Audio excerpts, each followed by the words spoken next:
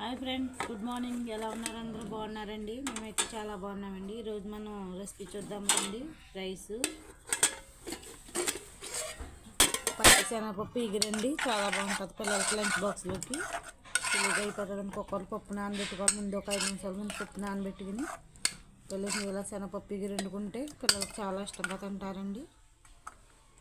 ఈరోజు మా పిల్లల లంచ్ బాక్స్ రెసిపీ ఇదేనండి.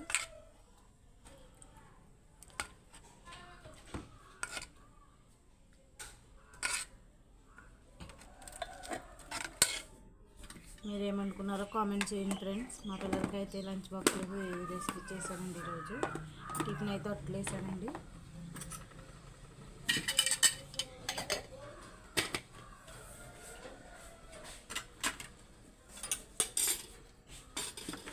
నా వీడియో కనుక నచ్చినట్టయితే లైక్ చేయండి ఫ్రెండ్స్. Bye friends.